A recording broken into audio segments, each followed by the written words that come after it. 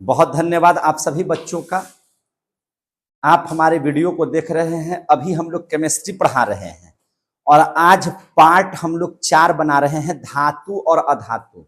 धातु और अधातु जो क्लास 10 का सबसे महत्वपूर्ण चैप्टर केमिस्ट्री का आता है, उसमें अब हम लोग पढ़ रहे हैं पार्ट 4 के बारे में। जहां हम लोगों ने कल देखा था धातु कर्म के बारे में, उसके बाद गैंग वगैरह के बारे में आप लोगों ने समझा था। उसके बाद जो है सब बहुत सारे ऐसे चीजों के बारे में समझा था जो है ना अयस्क में मिला हुआ होता है। भर्जन और निस्तापन आप लोगों ने बहुत बढ़िया से समझ लिया था, है ना। अयस्क के प्रकार को आप लोगों ने समझ लिया था।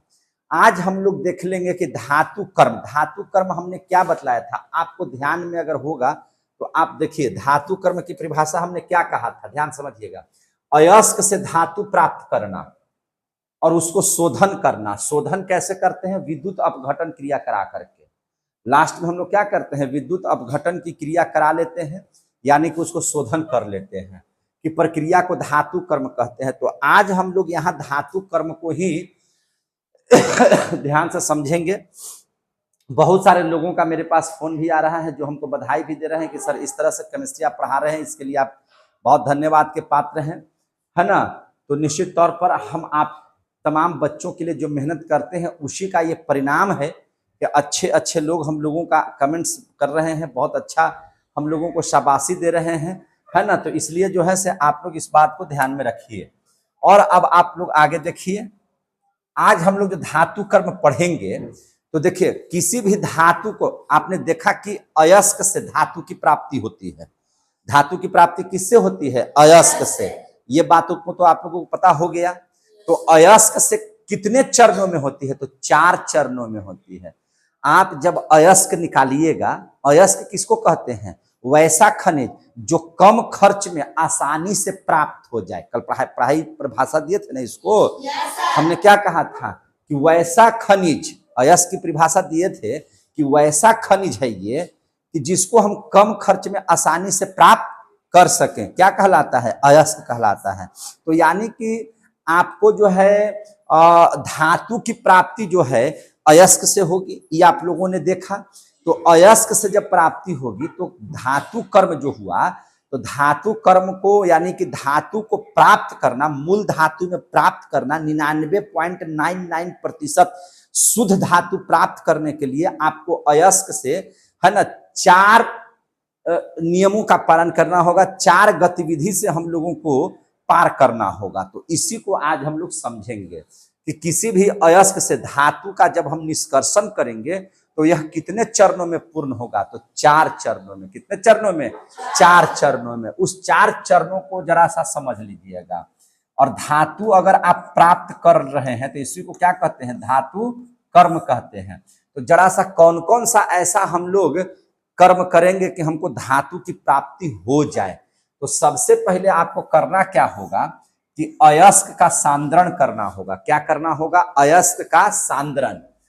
अयस्क का सांद्रण के मतलब सर क्या होता है? देखिए, अयस्क का सांद्रण का मतलब ये हुआ कि सबसे पहले अयस्क को, जैसे अयस्क जब आप निकालेंगे तो उसमें तो बहुत सारी अशुद्धियां होंगी।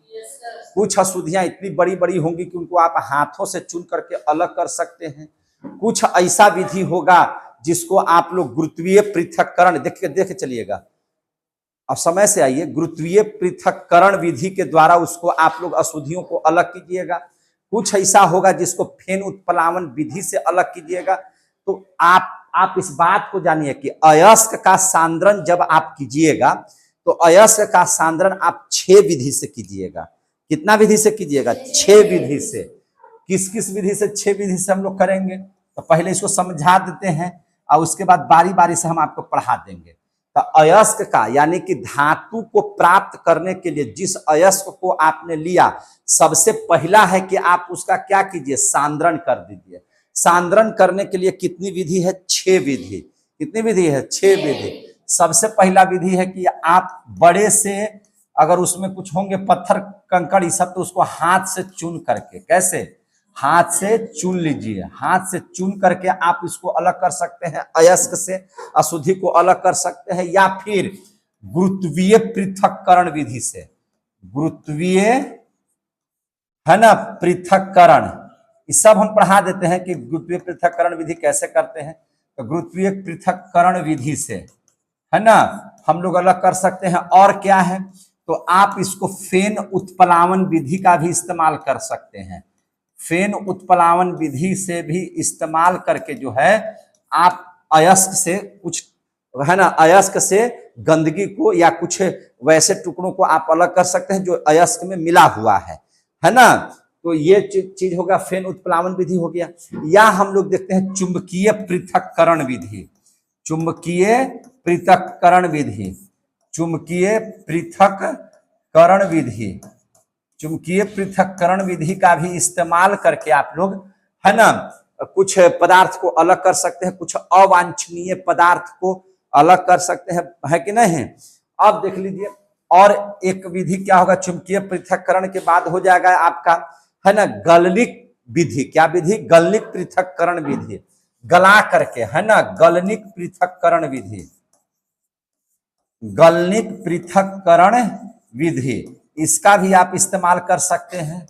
क्या विधि हो गया, 1 2 3 4 5 विधि बताए, और 6 विधि हमने कहा था कि 6 विधि का इस्तेमाल करते हैं सांद्रण में। एक हो गया निच्छालन विधि। कौन सा विधि, निच्छालन विधि। निच्छालन विधि का भी इस्तेमाल करके, है ना, हम लोग जो है अयस्क से कुछ अवांछनीय पदार्थ को अलग कर सकते हैं, जिसको हम लोग कहते हैं निच्छालन को हम अंग्रेजी में क्या कहते हैं, लीचिंग, है ना, लीचिंग प्रोसेस कर करके भी हम लोग इसको अलग कर सकते हैं। तो सबसे पहले आपको जब किसी भी धातु का अयस्क मिलेगा तो उस अयस्क को क्या करना पड़ेगा, सांद्रण। इस सब को हम बारी बारी से पढ़ाएंगे, अभी चिंता मत कीजिए। हम अभी ये बता रहे हैं कि किसी भी धातु को कैसे प्राप्त करेंगे। तो सबसे पहले जो अयस्क हमको मिलेगा उसका सांद्रण कर लेंगे। सांद्रण करने की कितनी विधि है, जोर से बोलिएगा, 6 विधि है। कौन कौन, हाथ से, जोर से बोलिए, हाथ से चुनकर, गुरुत्वीय पृथक्करण विधि, उसके बाद फेन उत्प्लावन विधि, बोलबे नहीं करता है इन लोग, उसके बाद चुंबकीय पृथक्करण विधि, उसके बाद गलनिक पृथक्करण विधि, और उसके बाद निच्छालन विधि। तो अयस्क का सांद्रण आप कर लिए, बहुत अच्छी बात है। अब सब हम क्या करेंगे, अभी मत चिल्लाइए, जब पूछे तब चिल्लाइए, है कि नहीं। अब हम इसके बाद क्या करेंगे, तो आपको याद होगा कि हम आपको भर्जन और निस्तापन पढ़ाए थे, है ना। तो भर्जन निस्तापन क्यों पढ़ाए थे, आप देखिए ध्यान से। भर्जन निस्तापन इसलिए पढ़ाए थे ताकि आप धातु का ऑक्साइड प्राप्त कर सकें। क्या चीज, धातु का ऑक्साइड प्राप्त कर सके। निस्तापन हमने क्यों किया, धातु के ऑक्साइड को प्राप्त करने के लिए। आप देख रहे हैं कि नहीं देख रहे हैं। तो दूसरा हमारा नियम है कि हम लोग धातु का ऑक्साइड प्राप्त करेंगे। क्या चीज प्राप्त करेंगे, धातु को ऑक्साइड में बदलना, माने धातु के ऑक्साइड को प्राप्त करेंगे। और धातु के ऑक्साइड को प्राप्त करने की कितनी विधियां हैं, 2। एक तो सबसे पहले हम लोग भर्जन करेंगे, है ना। भर्जन उसका करेंगे जिसमें ऑक्सीजन न हो, तो उसमें ऑक्सीजन मिला करके ऑक्साइड बनवाएंगे। और जिसमें ऑक्सीजन ऑलरेडी अयस्क में मिला हुआ है तो सीधे उसको खाली गर्म कर देंगे, तो वह विधि हो जाएगा, निस्तापन की विधि हो जाएगी। तो हम लोग क्या करेंगे, धातु के ऑक्साइड का प्राप्त, अयस्क का सांद्रण कर लिया गया। अब इसके बाद क्या बनाएंगे, धातु का ऑक्साइड, धातु का ऑक्साइड बनाएंगे। दूसरा नियम है कि हम उसका क्या बनाएंगे, धातु का ऑक्साइड में परिवर्तन करेंगे, ऑक्साइड में परिवर्तन करेंगे, परिवर्तन करेंगे। और इसको परिवर्तन करने के लिए कितनी विधियां हैं, 2 विधि। या तो हम क्या करेंगे, भर्जन करेंगे, या हम लोग इसका क्या करेंगे, निस्तापन करेंगे। क्या करेंगे, निस्तापन करेंगे। समझ में आ गई बात। तो सबसे पहले अयस्क का सांद्रण, बोलबे नहीं करता है, जब पूछते हैं तो नहीं बोलेगा, जब न पूछेंगे तो ध्यान से बोलेगा। सबसे पहले हम लोग क्या कहेंगे, अयस्क का सांद्रण, इस 6 विधि का इस्तेमाल करेंगे। इसके बाद हम लोग जब अयस्क सांद्रित हो जाएगा, जब किसी अयस्क को सांद्रण कर लीजिएगा तो वह अयस्क सांद्रित अयस्क कहलाएगा। जब आप अयस्क को सांद्रित कर लीजिएगा तो सांद्रित अयस्क को किसमें बदलिएगा, ऑक्साइड में। और ऑक्साइड में बदलने के लिए आप उसको भर्जन कीजिएगा या निस्तापन कीजिएगा।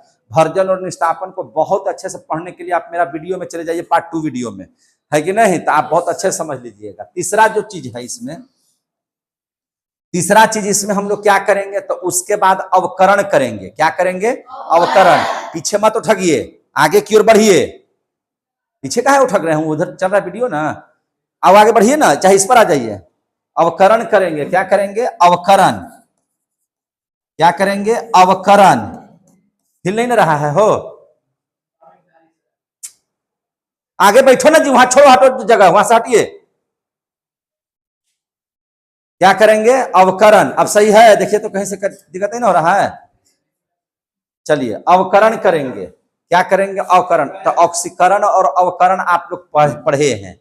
अवकरण में क्या है कि ऑक्सीजन को हटाना है। वह जैसे ही जो ऑक्साइड बनाए हैं, तो धातु का ऑक्साइड जब प्राप्त हो जाएगा तो उस ऑक्साइडवा में से ऑक्साइडवा को हटाइएगा, ऑक्सीजनवा को हटाइएगा, तबे ना आपको जो है से धातु मिलेगा।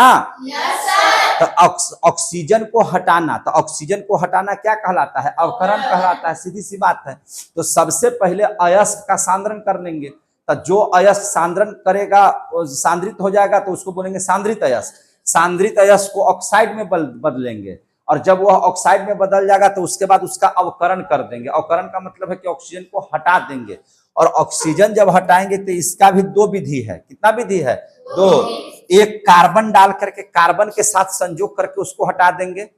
कार्बन मैंने कोयला डाल करके, कार्बन डाल करके, कार्बन डाल दीजिएगा तो ऑक्सीजन उसके साथ लिपट जाएगा, कार्बन डाइऑक्साइड बना करके उसको निकाल देगा, या कार्बन मोनोऑक्साइड बना करके उसको क्या कर देगा, निकाल देगा। अधिकांशतः जो धातु का निष्कर्षण होता है वह हम लोग कार्बन से ही करते हैं। अवकरण इसका कैसे करते हैं, कार्बन से ही करते हैं। और दूसरा है एल्युमिनियम भी डाल करके हम लोग इसका निष्कर्षण करते हैं। तो एल्युमिनियम डाल करके निष्कर्षण कीजिएगा ना, तो यह कब कीजिएगा, मात्र दो ऐसे ऑक्साइड होंगे, दो ऐसे ऑक्साइड होंगे जिनके साथ एल्युमिनियम का प्रयोग करते हैं। एक है इसमें देखिए, एल्युमिनियम से निष्कर्षण दो लोगों का होता है। एक है आपका है ना क्रोमियम ऑक्साइड Cr2O3। अगर ये वाला अयस्क का ऑक्साइड रहेगा तब हम लोग एल्युमिनियम डाल देंगे। क्या डाल देंगे, एल्युमिनियम। और दूसरा है ना, दूसरा है मैग्नीज का ऑक्साइड होगा। अगर आपको मैग्नीज का ऑक्साइड रहेगा, अगर आपका जब ऑक्साइड, धातु का जो ऑक्साइड में मैग्नीज का ऑक्साइड आ जाएगा, तब आप कार्बन नहीं डालकर क्या डालिएगा, एल्युमिनियम। जब यहाँ का ऑक्साइड जो है से क्रोमियम के साथ होगा तब आपको एल्युमिनियम डालना होगा। और इन दोनों के अलावा अगर कोई ऑक्साइड हो तो हम लोग क्या डालेंगे, कार्बन। क्या डालेंगे, कार्बन। जब आप है ना एल्युमिनियम डाल करके ऑक्सीजन को हटाइएगा, ध्यान से समझिए, जब आप एल्युमिनियम डाल करके ऑक्सीजन को हटाइएगा, है ना, यानी कि ये वाला अयस्क डाल करके, तो ये वाला अयस्क, ये वाला एल्युमिनियम कब हम लोग डालेंगे, जब वहां पर अयस्क होगा क्रोमियम का या होगा मैग्नीज का। और इस विधि को जब एल्युमिनियम डाल करके जब आप इसको ये कीजिएगा, तो इस विधि को हम लोग कहते हैं एल्यूमिनो, है ना, इसको हम लोग बोलते हैं एल्यूमिनोथर्मिक विधि। क्या बोलते हैं, एल्यूमिनोथर्मिक विधि। एल्यूमिनोथर्मिक विधि, एल्यूमिनोथर्मिक विधि। तो अगर कहीं लिखा हुआ है कि है ना धातु के ऑक्साइड को हटाने के लिए हम लोग एल्यूमिनोथर्मिक विधि का इस्तेमाल करते हैं, तो आप समझ जाइएगा कि उसमें एल्युमिनियम डाला गया होगा। तो अब बताइए, मात्र है ना ये दो अयस्क में एल्युमिनियम का प्रयोग होता है, बाकी सभी अयस्क के ऑक्साइड में किसका प्रयोग होता है, कार्बन का। तो यानी कि आपको कार्बन का इस्तेमाल करके शुद्ध करना होगा। अब यहाँ पे शुद्ध तो हो गया, वहां पे धातु की प्राप्ति तो हो गई, लेकिन वह धातु अशुद्ध है। वह धातु कैसा है, अशुद्ध है। आप जो धातु प्राप्त करने के लिए जो क्रिया कर रहे हैं, तो यहाँ पे सबसे पहले अयस्क, धातु मिलेगा कहाँ से, अयस्क से। धातु कहां से मिलेगा, अयस्क से। अयस्क को आपने क्या कर लिया, सांद्रण। सांद्रण करने के लिए 6 विधि में से कोई विधि का इस्तेमाल किया था, सांद्रित हो गया अयस्क। उस सांद्रित अयस्क को किस में बदल दिया, ऑक्साइड में। ऑक्साइड को हटाने के लिए, यानी कि धातु को प्राप्ति करने के लिए आपने उसमें क्या डाल दिया, कार्बन, या डाल दिया क्या चीज, एल्युमिनियम। तो कार्बन एल्युमिनियम डालेंगे तो क्या चीज की प्राप्ति होगी, जो धातु को आप लोग निकाल रहे हैं वो धातु की हमको प्राप्ति हो जाएगी। क्या वह धातु शुद्ध है, नहीं, वह धातु अशुद्ध है। वह धातु क्या है, अशुद्ध है। तो अब हम लोगों को धातु की, शुद्ध धातु की प्राप्ति करने के लिए आपको क्या करना पड़ेगा, धातु का शोधन करना पड़ेगा। धातु का क्या करना पड़ेगा, शोधन। धातु का आपको करना पड़ेगा शोधन, है ना। धातु का शोधन का मतलब क्या हुआ? तो धातु का शोधन का मतलब होता है कि आपको विद्युत अपघटन करना होगा। क्या करना होगा? विद्युत अपघटन। ध्यान से समझिएगा, शोधन का मतलब होता है विद्युत अपघटन। विद्युत अपघटन बोले तो आपको पता है कि विद्युत माने करंट प्रवाहित करना है, अपघटन माने उसको तोड़ना है ना। तो कैसे तोड़ना है? तो देखिए, विद्युत अपघटन जब जैसे ही कीजिएगा तो विद्युत अपघटन होगा तो इसमें दो चीज बनता है, एक तो एनोड बनता है और एगो बनता है क्या चीज? कैथोड। समझ में आ रही है बात ना। कैथोड बोले तो माइनस, एनोड बोले तो प्लस। कैथोड बोले तो माइनस और एनोड बोले तो प्लस। तो एनोड और कैथोड पर तो उसमें जो धातु जो आप लीजिएगा तो धातु तो ऑलरेडी प्लस होता है, तो वह किधर जमा हो जाएगा? कैथोड की ओर। शुद्ध धातु किधर जमा हो जाएगा? कैथोड की ओर। आ रहा है समझ में ना? और वहां से जब आप लोग धातु को निकाल लीजिएगा तो उस धातु की प्राप्ति हमको 99.99% तक शुद्ध होगा। यहां जब ऐसे कर लीजिएगा तो ऐसे करने के बाद है ना, हमको धातु की जो प्राप्ति होगी, धातु की जो प्राप्ति होगी वह प्राप्ति कैसी धातु की होगी? शुद्ध धातु की। कौन से धातु की? शुद्ध धातु की। और ये कितना पॉइंट शुद्ध होगा? तो 99.99% तक शुद्ध होगा। समझ में आ गई बात है? तो इतना सारा जब चीज कीजिएगा तब आपको धातु की प्राप्ति हो जाएगी। क्लियर हो गए? अब हम लोग बारी बारी से इस सब के बारे में भी पढ़ लेते हैं। पढ़ लिया जाए? तो अयस्क का सांद्रण हम लोग देखते हैं। सबसे पहला देखते हैं क्या चीज? अयस्क का सांद्रण। अब हम लोग देख लेते हैं अयस्क का सांद्रण। तो अयस्क का सांद्रण में हम लोग सबसे पहला विधि पढ़ रहे थे हाथ से चुन करके। क्या पढ़े हैं? हाथ से चुन कर। तो यहां से देखिए ध्यान से, हाथ से चुन कर। अच्छा, एक चीज बताइए, हाथ से किसको चुना जा सकता है? जल्दी से बताइए। जब हम लोग हाथ से चुन किसको सकते हैं? जब किसी भी अयस्क में अशुद्धियां बड़ी बड़ी हो, है कि नहीं? जब अशुद्धि उसमें क्या हो? बड़ा बड़ा हो, तभी ना उसको हम हाथ से चुन सकते हैं। तो सीधी सी बात है कि हाथ से चुन किसको सकते हैं? तो उसमें लिखेंगे कि जब अशुद्धि क्या हो? बड़ा बड़ा हो। तो ये तो कोई बहुत बड़ा सवाल नहीं है, तो सब कुछ समझ गया। जब अशुद्धि क्या हो? बड़ा बड़ा हो। अशुद्धि क्या हो? बड़ा बड़ा हो। जब अशुद्धि बड़ा बड़ा हो यानी कि कुछ पत्थर के कण है ना, या कुछ कंकड़ के कण है, अगर वह बड़ा बड़ा है तो उसको आप लोग क्या कर सकते हैं? हाथों से हम लोग क्या कर सकते हैं? चुन सकते हैं। तो हाथ से चुनने वाली जो विधि है वह हम लोग कैसे कब कर सकते हैं? जब अशुद्धि क्या हो? बड़ा बड़ा हो। तो कोई दिक्कत नहीं है। दूसरा क्या है विधि सांद्रण करने का? तो आपको पढ़ाए हैं कि गुरुत्वीय पृथक्करण विधि। क्या पढ़ाए हैं? गुरुत्वीय पृथक्करण विधि। गुरुत्वीय पृथक्करण विधि। अब हमको जरा सा एक चीज का जवाब दीजिए। गुरुत्वीय पृथक्करण, गुरुत्वीय का मतलब क्या हो गया? गुरुत्वाकर्षण तो समझते ही होंगे। पृथ्वी में एक बल कार्य करता है, उस बल को हम लोग क्या करते हैं? गुरुत्वाकर्षण। आप किसी भी चीज को ऊपर फेंकिएगा वह अंत में कहां गिरेगा? नीचे। क्यों? क्योंकि पृथ्वी में एक गुरुत्वाकर्षण बल है। क्या है? गुरुत्वाकर्षण बल है। याद रखिए, जब आप किसी वस्तु को 11.2 किलोमीटर प्रति सेकेंड की रफ्तार से अगर आप फेंकते हैं, ध्यान से समझिएगा हम क्या बोल रहे हैं। जब आप किसी वस्तु को 11.2 किलोमीटर प्रति सेकंड, माने एक सेकंड में पहुंच जाए कितना दूर? 11.2 किलोमीटर। समझ में आ रही है ना बात? रात में सोती नहीं है तुम? तो काहे झुकते रहती है? अगर एक सेकंड में कोई वस्तु 11.2 किलोमीटर जाता है, अगर इतनी वेग से अगर आप फेंकिएगा किसी भी वस्तु को, तो फिर वो सीधे अंतरिक्ष में पहुंच जाएगा। कहां पहुंच जाएगा? अंतरिक्ष में। फिर गुरुत्वाकर्षण बल काम नहीं करेगा। तो हम लोग उतना तेजी से किसी वस्तु को भेज सकते हैं? नहीं भेज सकते। हाँ, हम लोग किसको भेज सकते हैं? सैटेलाइट वगैरह सबको भेज सकते हैं। रॉकेट वगैरह सब जो जाता है ना, वह इतना ही तेज गति से जाता है कि अंतरिक्ष में पहुंच जाता है डायरेक्ट एकदम। समझे कि नहीं? इतना तेज गति से आप फेंकिएगा तब वो कोई वस्तु जाएगा। तो हम लोग इतना तेजी से फेंकते नहीं। हम लोग तो झेला उला भी फेंकते हैं, क्रिकेट खेलते बॉल तो उतना गति से जाता नहीं है, तो इसलिए फिर से लौट के कहाँ चला जा है? फिर नीचे चला आता है। समझ में आ गई बात है? तो याद रखिएगा, इस बात को समझा दिए कैसे। तो गुरुत्वीय पृथक्करण विधि पढ़ा रहे थे तब। तो गुरुत्वीय पृथक्करण विधि का मतलब क्या, गुरुत्वाकर्षण तक कोई भी चीज जो है, जो चीज जितना भारी रहेगा वो पहले जाकर के नीचे बैठेगा, और जो चीज उस वस्तु से हल्का रहेगा तो थोड़ा सा देरी से बैठेगा, है कि नहीं। क्योंकि पृथ्वी उसी वस्तु को तेजी से खींचती है जो ज्यादा वजनदार होता है कि नहीं। जैसे कहने का मेरा मतलब समझिए कि आप एक काम कीजिए, आप लोहा का बुरादा ले लीजिए, लोहा का टुकड़ा ले लीजिए, और एक मिट्टी का टुकड़ा ले लीजिए या बालू का टुकड़ा ले लीजिए, आप उसको बाल्टी में डालिए, सबसे पहले गद से नीचे कौन बढ़ जाएगा, लोहा वाला जल्दी से बढ़ जाएगा कि नहीं बढ़ जाएगा।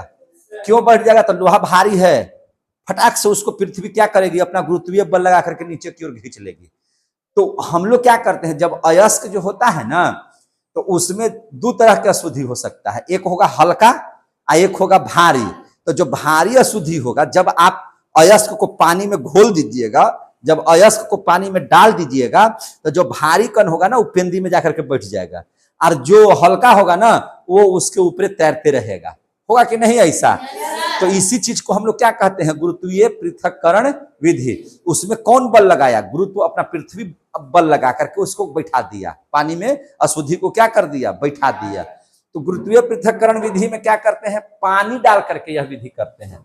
यह अयस्क को लिए, अयस्क को क्या किए, पानी के घोल में डाल दिया, पानी के घोल में डाल दिया, पानी के घोल में डाल दिया। क्या जी गलती बोल रहे हैं, आपने क्या किया, पानी के घोल में डाल दिया। तो अब देखिएगा दो तरह की क्रिया होगी। कौन कौन सी क्रिया होगी, तो देखिए अयस्क का कण अगर भारी है, अयस्क का कण क्या है, भारी, अयस्क का कण क्या हो, भारी हो, अयस्क का कण क्या हो, भारी हो, और अशुद्धि का कण हल्का हो। यही ना हो सकता है, अशुद्धि का कण कैसा हो, हल्का। आपने इन दोनों को क्या किया, हल्का हो, चूंकि आपने तो अयस्क को निकाला और पानी में डाल दिया, हमने कहा पानी में डाल दीजिए। अब स्थिति क्या होगा, तो देखिए यहां से एक रैंप टाइप का इधर बना हुआ होगा, क्या बना हुआ होगा, रैंप, इस तरह से। तो होता क्या है कि इस पानी को आप क्या किए हैं कि यहां पर एक मिनट, इस पानी को एक मिनट और जरा सा रुक जाइए, एक ऐसे पानी में आप डाल दिए हैं, देख रहे हैं ना। अब यहाँ पे अब पानी में क्या डाल दिए हैं, अयस्क को डाले हैं। तो उस अयस्क को डालिएगा तो भैया उसमें जो अशुद्धियां होगी, तो अयस्क अगर भारी होगा, अयस्क क्या होगा, भारी, और अशुद्धि के कण क्या होगा, हल्का। तो इसमें घुला करके इससे डालिएगा, इससे डालिएगा, तो ये यहाँ पे हमने क्या कहा कि रैंप बना हुआ है। और जैसे ही इस पर डालिएगा तो यहां से है ना, इस तरह से कुछ बने रहता है रोकने वाला चीज। तो उसमें जो अशुद्धि का कण जो हल्का होगा वो तो पानी के ऊपर लेयर पर होगा, और जो अयस्क भारी होगा वो तो नीचे होगा। तो अयस्क जो भारी होगा वो नीचे आकर के इसमें क्या होने लगेगा, फंसने लगेगा। क्या होने लगेगा, फंस जाएगा। इस तरह से यहाँ पे अयस्क क्या हो जाएगा, फंस जाएगा। और चूंकि हम लोग क्या करते हैं, सबसे पहले है ना, गुरुत्वीय पृथक्करण विधि करने से पहले हम लोग क्या करते हैं, अयस्क को थोड़ा सा हम लोग टुकड़ा टुकड़ा कर देते हैं, चूर्ण बना लेते हैं, है ना। तो उस अयस्क को जब चूर्ण बनाइएगा तो उसमें जो अशुद्धि होगी, जो हल्का होगा, वह पानी के ऊपर वाले भाग से ऐसे करके इधर से भी निकल जाएगा। चूंकि उसको रोकने के लिए कोई जगह की जरूरत नहीं है, क्योंकि वह हल्का है, पानी के ऊपरी हिस्से से यह बाहर निकल जाएगा। पानी से ऊपरी हिस्से से क्या हो जाएगा, अशुद्धि बाहर निकल जाएगा। और जो अयस्क का कण होगा, जो भारी मात्रा में होगा, वो कहीं ना कहीं आकर के इसमें क्या होने लगेगा, फंसने लगेगा। देख रहे हैं कि नहीं। चूंकि अशुद्धि का जो कण है वो हल्का होने के कारण पानी के ऊपर तैरते रहेगा, और जो अयस्क का कण भारी होने की वजह से वह पानी के पेंदी में चला जाएगा। तो जो पेंदी में जाएगा वह नीचे से निकल जाएगा और कहीं ना कहीं इधर जाकर के फंस जाएगा, और अशुद्धियां ऊपर चली जाएंगी। इन सभी को बटोर करके हम लोग अयस्क को अलग कर सकते हैं। आ गया समझ में। तो इसको हम लोग क्या कहते हैं, है ना, इसको कहते हैं गुरुत्वीय पृथक्करण विधि। अब इसके बाद जरा सा समझ लीजिए, तीसरा हम लोग बताए थे फेन उत्प्लावन विधि। तीसरा क्या बताए थे, फेन उत्प्लावन विधि। फेन उत्प्लावन विधि में हम लोग क्या करते हैं, देखिए ध्यान से। फेन उत्प्लावन विधि में आपको देखना होगा, फेन उत्प्लावन विधि में आपको क्या देखना होगा, तो अयस्क का कण देखिए हम लोग जब इसको देखे थे, गुरुत्वीय पृथक्करण विधि कब कब करते हैं? गुरुत्वीय पृथक्करण विधि तब आपको करना पड़ेगा जब अयस्क का कण क्या होगा? भारी, और अशुद्धि का कण क्या होगा? हल्का। लेकिन फेन उत्प्लावन कब करेंगे? जब अयस्क का कण हल्का होगा और अशुद्धि का कण क्या होगा? भारी। तो जब अयस्क का कण भारी हो तब आप लोग किस चीज का इस्तेमाल कीजिएगा? गुरुत्व पृथक्करण विधि का। लेकिन जब अयस्क को महीन चूर्ण बना लीजिएगा, पाउडर टाइप के बना लीजिएगा, तो अयस्क का कण क्या हो जाएगा? हल्का। तो जब हल्का होगा तो उसको आप लोग कौन सा विधि का इस्तेमाल कीजिएगा? फेन उत्प्लावन विधि का। समझ में आ रही है बात? आपको क्या करना होगा? फेन उत्प्लावन विधि। तो इसमें क्या होगा? इसमें सबसे पहला नियम है कि फेन उत्प्लावन विधि उसी का होगा जब अयस्क का कण क्या होगा? हल्का होगा। हल्का होगा। अयस्क का कण क्या होगा? हल्का। और अशुद्धि कैसा होगा? भारी। अशुद्धि का कण क्या होगा? भारी। तब हम लोग किसका इस्तेमाल करेंगे? फेन उत्प्लावन विधि। हम पूछेंगे कि जब अयस्क का कण भारी है और अशुद्धि का कण हल्का है तो किस विधि का इस्तेमाल करेंगे? गुरुत्वीय पृथक्करण विधि का।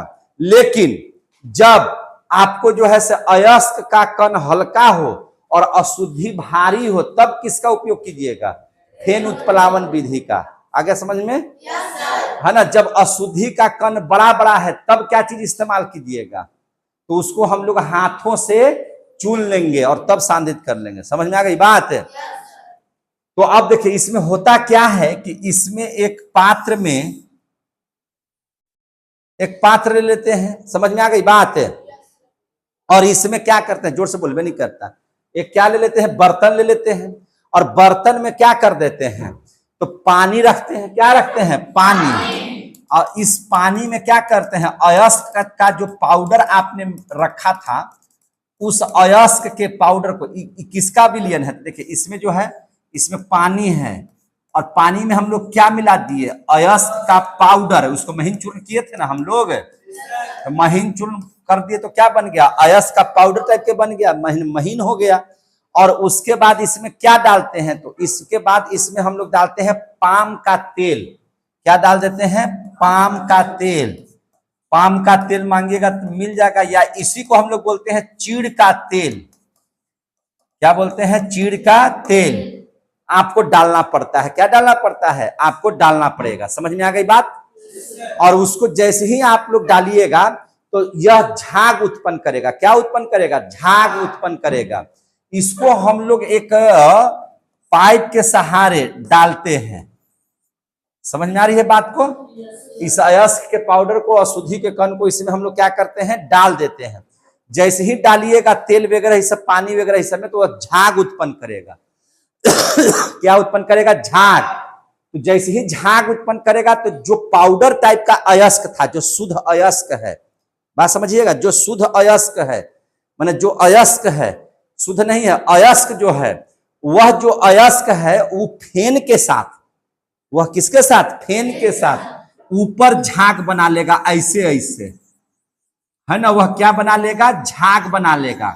और झाग बना करके ऊपर तैरने लगेगा। ऊपर क्या होने लगेगा? तैरने लगेगा।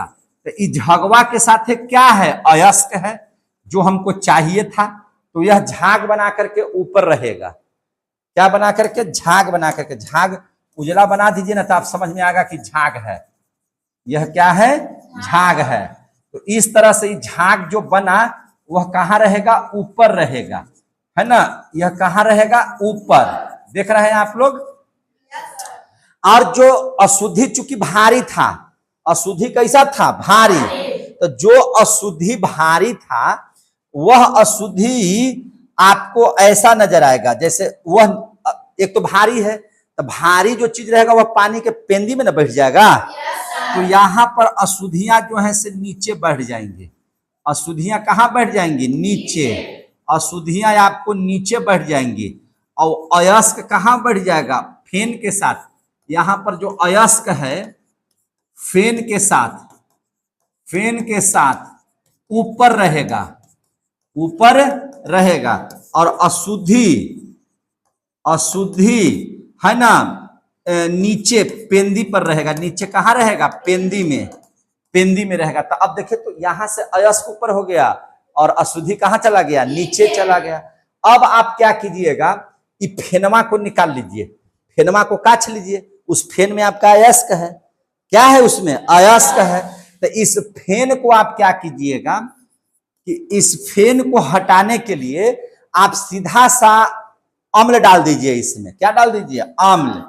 तो जैसे ही अम्लवा डालिएगा ना तो फेन क्या हो जाएगा? फेन खत्म हो जाएगा। फेन क्या हो जाएगा? खत्म। बच क्या जाएगा? बच जाएगा अयस्क, बच जाएगा अयस्क। आ गया समझ में? बच क्या जाएगा? अयस्क। जिस धातु का आप यस्क लिए हुए हैं वो अयस्क आपका बच जाएगा। आप फेन उत्प्लावन, आखिर फेन उत्प्लावन किस अयस्क को कीजिएगा ये भी ध्यान में रखिएगा। तो जब अयस्क सल्फाइड का हो, अयस्क किसका हो? सल्फाइड का हो। याद रखिएगा, सल्फाइड अयस्क का सांद्रण ऐसे ही होता है, याद रखिएगा।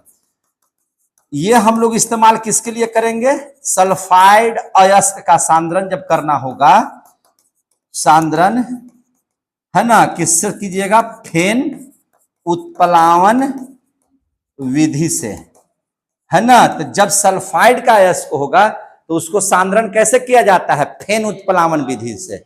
उस अयस्क को महीन चूर्ण का पाउडर बना लिया जाता है। उसको एक पात्र में पानी, वह जो अयस्क है सल्फाइड का, उसको ले लेते हैं और उसके साथ आप लोग चीड़ का तेल या पाम का तेल डाल देते हैं। डालते ही वह झाग उत्पन्न करेगा। जैसे ही झाग होगा तो झाग जो है ना, झाग के साथ अयस्क बाहर आ जाएगा और अशुद्धियां क्या हो जाएंगी? नीचे पेंदी में बैठ जाएंगे। और इस फेन को हटाने के लिए कोई अम्ल आप उसमें डाल दीजिएगा तो फेन खत्म हो जाएगा और खाली क्या बच जाएगा? आपको अयस्क बच जाएगा। क्लियर हो गए? तो फेन उत्प्लावन विधि समझ में आ गया बात? तो ये आप लोगों ने 3 विधि को समझ लिया। अब इसी में देख लीजिए जरा सा आप लोग, चौथा है चुंबकीय पृथक्करण विधि। कौन सा विधि पढ़ेंगे? चुंबकीय पृथक्करण विधि। तो अब देख लीजिए चुंबकीय पृथक्करण विधि। अब हम लोग ध्यान रखेंगे चुंबकीय पृथक्करण विधि। ये चौथा ना पढ़ रहे हैं जी? चुंबकीय पृथक्करण विधि। चुंबकीय पृथक्करण विधि समझ लीजिए बढ़िया से। चुंबकीय पृथक्करण विधि में देखिए आपको 2 माने, सबसे पहले समझिए, जब आप कोई अयस्क ले रहे हैं, उस अयस्क में एक ऐसा पदार्थ हो जो चुंबकीय पदार्थ हो, जिससे चुंबकीय माने चुंबक से वो आकर्षित हो जाए। तो यानी कि लौह अयस्क होगा तभी ना वह चुंबक से आकर्षित होगा। तो उसमें क्या करना होता है? चुंबकीय पृथक्करण विधि में हम लोग कैसे अयस्क को लेते हैं? तो जब अयस्क में एक चुंबकीय पदार्थ हो, एक जो है से अचुंबकीय पदार्थ हो, तभी ना हम लोग चुंबकीय माध्यम से अलग करेंगे। तो इस बात को लिख लीजिए। चुंबकीय पृथक्करण विधि में किसको अलग करते हैं? जब अयस्क में एक चुंबकीय पदार्थ हो, एक क्या हो? चुंबकीय पदार्थ हो, और एक अचुंबकीय पदार्थ हो, अचुंबकीय पदार्थ हो, अचुंबकीय पदार्थ हो। अगर ऐसा होगा तभी जो है से हम लोग क्या कर सकते हैं, है ना, इसको अलग कर सकते हैं। प्रयोग माने बड़े बड़े कारखानों में कैसे क्या होता है? देखिए एक यहाँ पे इस तरह से आप लोग देखे हैं, मिल वगैरह देखे हैं, तो मिल में आप लोग देखिएगा दूर से चक्का लगल रहेगा इससे, इस पर एक पट्टी डाला हुआ रहेगा, ये पट्टिया इसे घेरल रहेगा, घूमते रहेगा। इसे अगर ऐसे जा रहा है ना तो घूमते रहेगा। ये क्या रहते हैं? घूमते रहेगा। देख रहे हैं कि नहीं देख रहे हैं? ये घूमते रहेगा। और अब ध्यान से समझिएगा, उसमें आपका पट्टी रहता है, मिलिया नहीं छोटे चक्के, तो एक में कौन सा अयस्क रखा है? उसका पट्टी रहता है बहुत बड़ा बड़ा, ताकि उस पर बहुत सारे सामान रखे जा सकते हैं। और उसमें जो होता क्या है कि एक तरफ जो होता है ना, तो एक तरफ आपका चुंबकीय पदार्थ लगा हुआ रहता है, मतलब चुंबक लगा हुआ रहता है।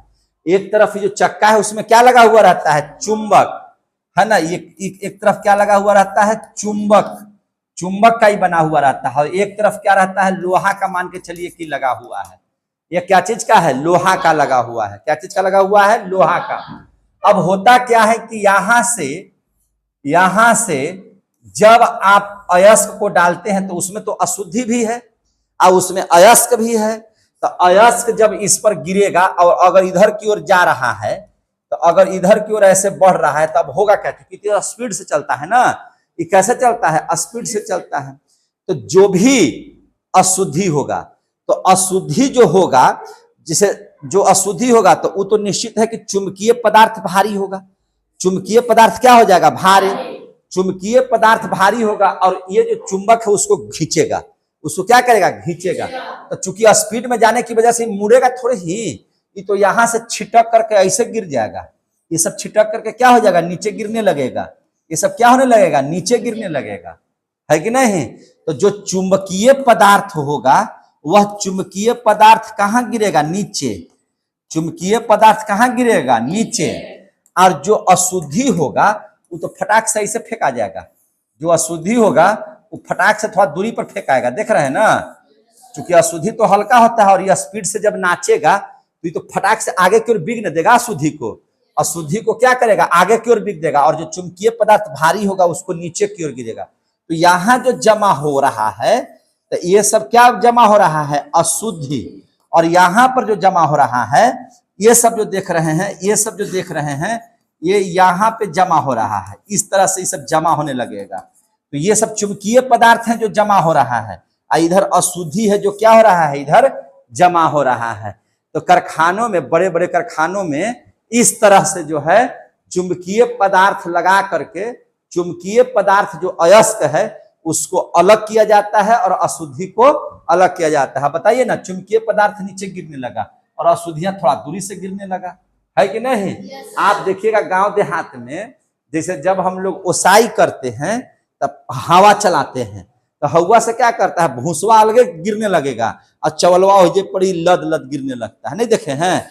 तो उसी प्रकार से जो लोहा का कण होगा वह नीचे गिरने लगेगा और जो अशुद्धिया होगा वह कहाँ जाएगा, बाहर निकलने लगेगा, है कि नहीं। और इस प्रकार से आप लोग चुंबकीय पदार्थ भी आप लोग समझ में आ गया, समझ में आई बात है। अब पांचवा देख लीजिए। पांचवा आप लोग पढ़ना है क्या चीज, गलनिक पृथक्करण। क्या है, गलनिक पृथक्करण। पांचवा में देख लीजिए क्या है, गलनिक पृथक्करण। गलनिक पृथक्करण। गलनिक पृथक्करण विधि का इस्तेमाल कैसे करेंगे, गलनिक पृथक्करण विधि का इस्तेमाल कैसे करेंगे, जब अयस्क का कण जल्दी गल जाए, जब अयस्क का कण जल्दी गल जाए, यानी कि उसका द्रव्यनांक क्या हो जाए, कम हो जाए। द्रव्यनांक कण है ना, द्रव्यनांक जो है उसका कम हो, और अशुद्धि का कण जल्दी न गले, अशुद्धि का कण जल्दी न गले, यानी कि अशुद्धि का द्रव्यनांक क्या हो, ज्यादा हो, तब उस समय हम लोग किसका उपयोग करते हैं, गलनांक पृथक्करण विधि का इस्तेमाल करते हैं। तो लिख देते हैं, इसको लिख दीजिए कैसे, कि जब अयस्क का कण,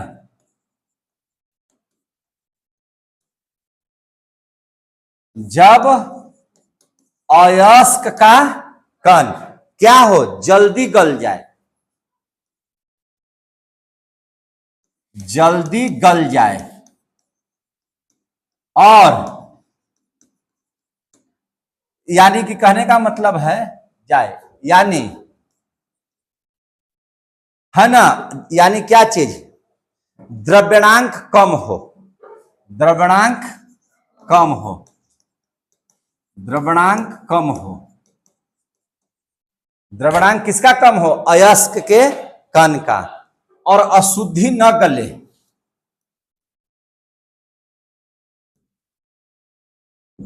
और अशुद्धि क्या हो, न गले, अशुद्धि क्या हो, न गले, मतलब क्या हो गया, द्रव्यनांक ज्यादा हो, यानी कि द्रव्यनांक क्या हो, ज्यादा हो, तब हम किसका इस्तेमाल करेंगे, गलनिक पृथक्करण विधि का।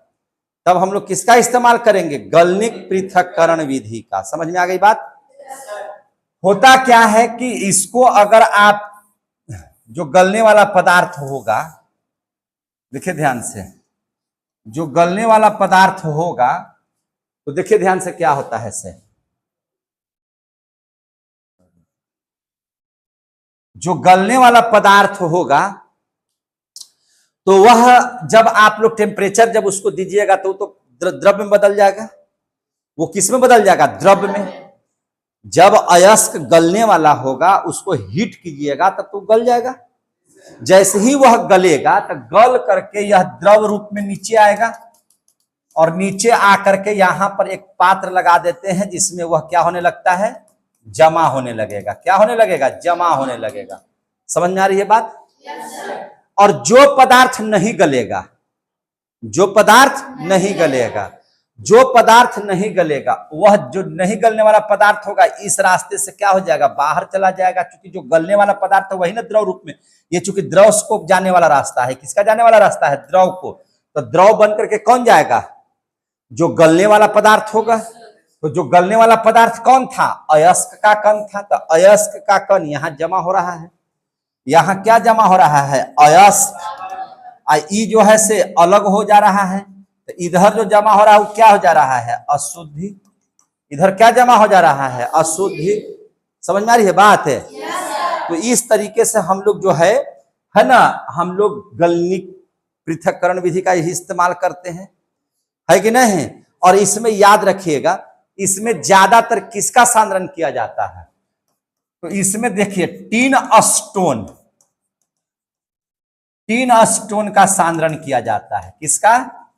टीन स्टोन का सांद्रण किया जाता है। किसका सांद्रण किया जाता है? टीन स्टोन का सांद्रण मैंने किया जाता है। समझे कि नहीं? एक मिनट,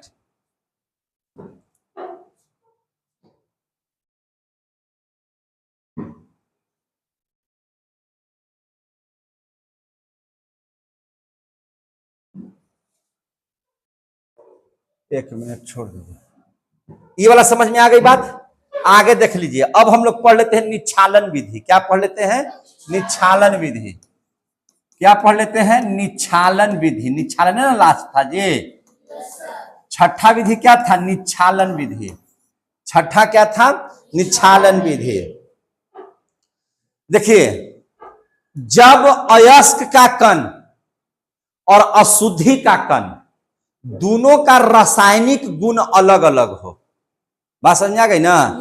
दोनों का रासायनिक गुण क्या हो? अलग अलग हो, तब हम लोग किसका इस्तेमाल करते हैं?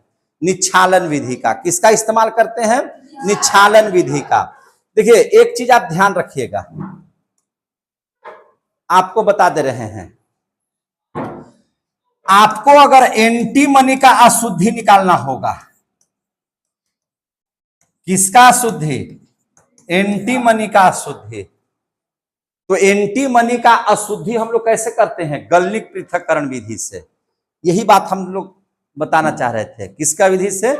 है ना? तो एंटीमनी का अशुद्धि की प्राप्ति कैसे करेंगे? गलनिक पृथक्करण विधि से। आया समझ में? तो गलनिक पृथक्करण विधि से किसका इस्तेमाल करते हैं? एंटीमनी की अशुद्धि को प्राप्त करने के लिए। समझे कि नहीं? यह आप लोग देखिएगा, एंटीमनी का अशुद्धि जैसे ही हम लोग आप निकालिएगा तो उसको हम लोग कहते हैं अस्टिबनाइट, है ना? अस्टिबनाइट का सांद्रण हम लोग किसके माध्यम से करते हैं? अस्टिबनाइट का सांद्रण से। अस्टिबनाइट का सांद्रण से। अस्टिबनाइट जो अयस्क है उसका जब सांद्रण कीजिएगा तो आपको क्या चीज निकलेगा? एंटीमनी। एंटीमनी की अशुद्धि को अगर निकालना होगा तो इस विधि का इस्तेमाल आप लोग कर सकते हैं। समझ में आ गई बात? उसको हम लोग के इसका अस्टिबनाइट का सांद्रण हम लोग किस करते हैं? गलनिक विधि से। किससे करते हैं? गलनिक विधि से। आ गया समझ में? एक चीज आप ध्यान में रखिएगा, चुंबकीय पृथक्करण जो विधि हम लोग पढ़ रहे थे, तो टीन स्टोन का सांद्रण, टीन स्टोन का सांद्रण हम लोगों को इसी विधि से होता है। समझ में आ गई बात? टीन स्टोन का सांद्रण हम लोगों को चुंबकीय पृथक्करण, चूंकि सटा लेगा ना उसको और यहां पर गिरा देगा, तो टीन स्टोन का सांद्रण हम लोग इसी को करते हैं। टीन स्टोन का सांद्रण किससे होता है? चुंबकीय पृथक्करण विधि से होता है। किससे होता है? चुंबकीय पृथक्करण विधि से होता है। समझ में आ गई बात है? आए? देखिए, इसमें जो अशुद्धि पाया जाएगा, 3 स्टोन में जो अशुद्धि पाया जाता है उसको उल्फाम कहते हैं। क्या कहते हैं? उल्फाम कहते हैं। समझे कि नहीं? इसमें जो अशुद्धि पाया जाता है, अशुद्धि का नाम है, जो अशुद्धि पाया जाएगा उसका नाम क्या है? उल्फ्राम। इसका नाम क्या है? उल्फ्राम। इसमें उल्फ्राम पाया जाएगा। उल्फ्राम यहां जमा होगा और टीन का स्टोन जो है वह यहां जमा होगा। आ गया समझ में अब? और इसमें इससे किसका प्राप्ति करते हैं? एंटीमनी का, स्टीबनाइट का सांद्रण करके। किसका सांद्रण करके? स्टीबनाइट का सांद्रण कीजिएगा तो एंटीमनी का अशुद्धि को हम लोग ऐसे बाहर कर देंगे और एंटीमनी को यहाँ पे हम लोग जमा कर लेंगे। क्लियर हो गया? अब देख लीजिए आगे। अब हम लोग आते हैं निच्छालन विधि में। तो निच्छालन विधि में आपको हम क्या पढ़ाएं कि जब अयस्क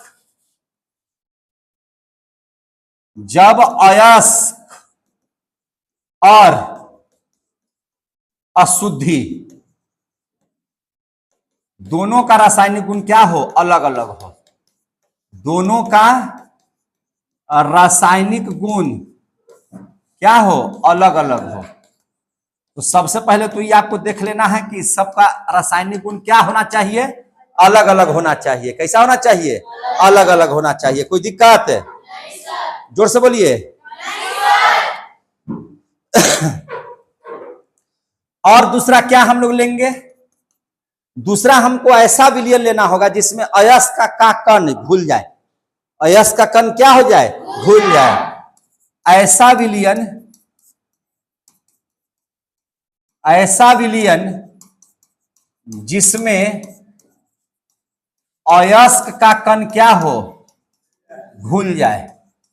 अयस्क का कण क्या हो जाए? घुल जाए। समझे कि नहीं? अयस्क का कण क्या होता है? घुलने वाला होता है। इसमें निच्छालन विधि से ज्यादातर आपको क्या लिखे? एल्युमिनियम, सोना, चांदी, है ना, का सांद्रण करते हैं। याद रखिएगा, का सांद्रण करते हैं। आया समझ में? तो इसमें किनका सांद्रण होता है? एल्युमिनियम, सोना, चांदी, ये सब का सांद्रण इसमें होता है। कैसे? देखिए, आप जो है अभी है ना उसमें, अभी जब से ही आप ले लेते हैं एल्युमिनियम ऑक्साइड Al2O3, ध्यान समझिएगा, क्या ले लिए हैं? Al2O3। इसमें हम लोग क्या डाल देते हैं? NaOH का घोल, सोडियम हाइड्रोक्साइड का घोल डाल देते हैं। क्या डाल देते हैं? सोडियम हाइड्रोक्साइड का घोल डाल देते हैं। समझे कि नहीं? चूंकि यह जल Al2O3 को किस में डाल दिए? सोडियम हाइड्रोक्साइड में डाल दिए। तो सोडियम हाइड्रोक्साइड में डाल दीजिएगा तो क्या बना देगा? तो इसके साथ संपर्क में बना लेगा और ये बना देगा Al। क्या बना देगा? एक मिनट, Na जो है, एक मिनट, इसमें प्लस माइनस नहीं चलेगा। देखिए ध्यान से, ये तो अयस्क आप लोग ले रहे हैं, हम लोग क्या ले रहे हैं? अयस्क। क्या नाम है इसका? अयस्क का Al2O3। इसमें हम लोगों ने क्या मिला दिया? NaOH। क्या मिला दिया? NaOH। ये क्या बना दिया? NaAlO2। क्या बना दिया? NaAlO2। ये क्या है? Sodium aluminate. ये क्या है? Sodium aluminate. ये क्या बना दिया? Sodium aluminate. ये क्या बना दिया? Sodium aluminate. और सोडियम एल्यूमिनेट क्या है? जल में घुलनशील है। यह क्या है? जल में घुलनशील। यह जल में घुलनशील है। यह जल में क्या है? घुलनशील है।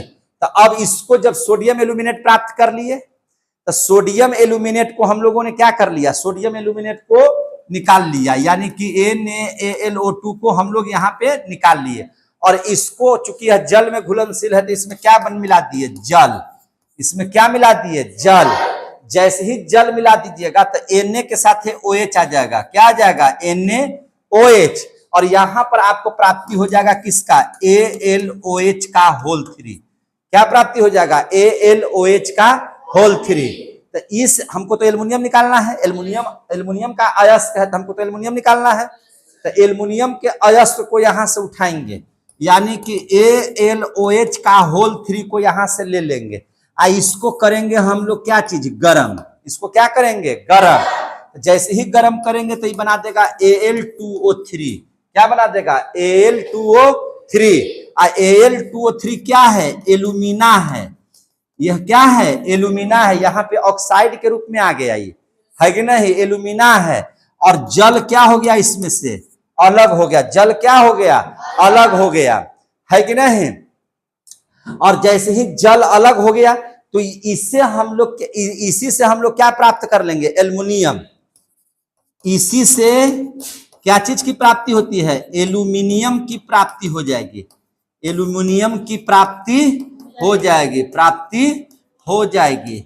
इससे हम लोगों को क्या चीज की प्राप्ति हो जाएगी? एल्यूमिना जब निकल जाएगा ना तो आपको क्या चीज की प्राप्ति हो जाएगी?